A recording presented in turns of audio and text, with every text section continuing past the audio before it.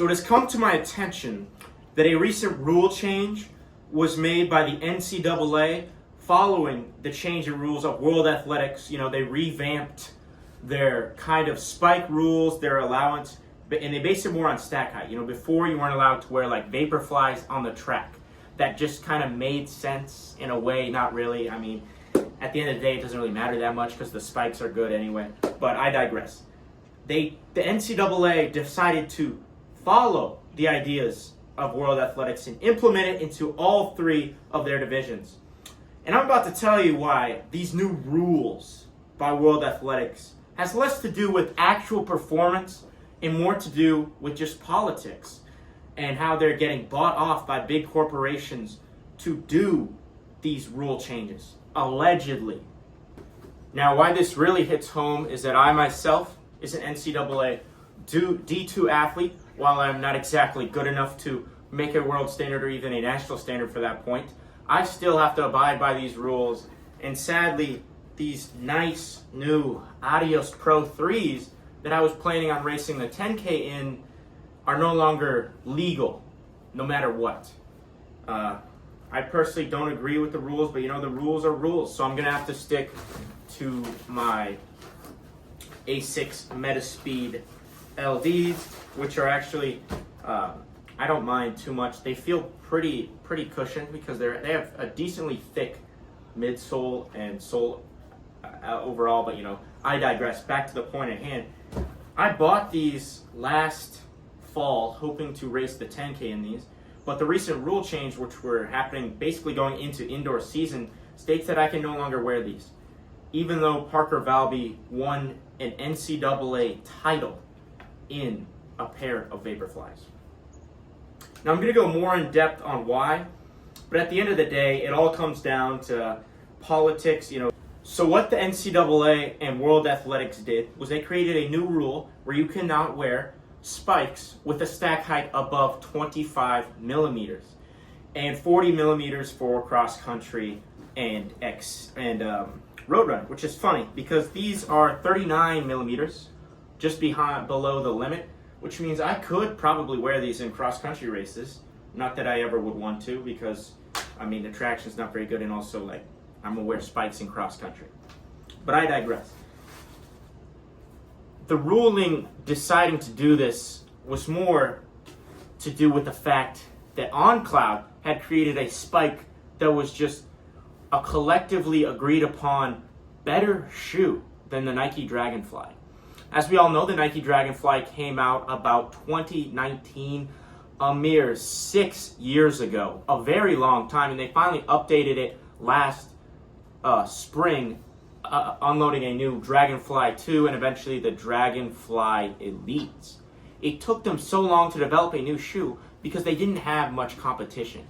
Adidas came along, they made some good shoes, but overall there weren't any shoes that really competed with the Nike Dragonfly until, of course, the OnCloud 10,000 meter spike came out. Now, I have not gotten my hands on them. I really wanted to, but you know me, I don't spend a lot of money on running shoes. I like to go for the deals. I like to go for the cheap shoes. They cost around $150, and I just wasn't willing to spread that kind of dough. I know I got paid, but you got to save it somehow when you're buying all these shoes. But from what I have collected from my teammates and the general consensus online is that these shoes were really, really good. Like, they were soft, they were responsive, they were just overall a great shoe, and everybody loved them. People were running the 1500, people were running the 10K, people were running these crazy fast times, and they felt amazing in them because they were just cushioned and responsive. But Nike saw that, and they allegedly, I'm not saying this is true, but allegedly, there's no proof of this, of course, this is all hearsay, they got World Athletics to ban OnCloud. Now, it might be just a coincidence that the Dragonflies and all of Nike shoes got away scot-free with the new height limit, and the OnCloud 10,000 were herefore banned. That might just be a coincidence, but at the end of the day, there's no such thing as a coincidence. Everything happens for a reason. Why did World Athletics decide to change their rules all of a sudden? It's a great question. No one knows for sure. There is no definite proof that this was Nike's doing, but me and many other people tend to kind of think that Nike had something to do with this. You know, Nike is a very influential company. They're a multi-billion-dollar organization competing against a small Swiss brand. Like on coming out, they have gotten great athletes, they've gotten great guys, they have made great technology, and they've made advancements in the spikes. But Nike saw that as competition, and rather than actually make a better shoe, they decided to just get them banned. It's easier. But yeah, that's kind of the death of like the greatest spike people have ever seen is the On Cloud 10,000. I hope that one day I can get them on my feet and just feel, because everything people say about it, they say they can definitely feel a difference than the Dragonfly. And already I think the Dragonfly is great, coming in at 19.9 millimeter stack height, I believe. Don't fact check me on that. I'm not on. It's just off the top of my head. It's a great spike, and I raced in it most of high school, and I ran pretty fast in it for most of high school. And I still run cross country. I've not ran a cross country race in anything but a Dragonfly since I was about 15, because they're just great spikes. But I digress. The On Cloud 10,000s were just this new technology. They're selling better. You know, these were sold out for so long. I wanted a pair really bad when I was about a junior going into my senior year. I really wanted a pair of them, but they were just sold out, you know, and I couldn't find them. And then eventually when they came back, I had already bought these, which are a $250 shoe that I got for $60 because everyone thinks that they're garbage because they don't have real spikes, but these are a great shoe. These are a great shoe. If you can, pick them up for the low price that they were online. I might buy another pair. I'll see what other shoes are on the market. I think they still got a decent amount of life in them, but yeah, enough about that. It's just Nike is not exactly the cleanest company in the world, so it's very easy to think that this could be true. But at the end of the day, these are just rumors. There are no definite facts that I have stated in this video. These are all hearsay and just my ideas, that what I've collected through the thoughts and hearing of other people. But let me know down in the comments below your thoughts on the new NCAA rules and the World Athletic rules. And if you agree with them, you know, NAIA kids can still wear whatever they want. I mean, if I was in the NAIA or NJCAA, I think I could still wear these.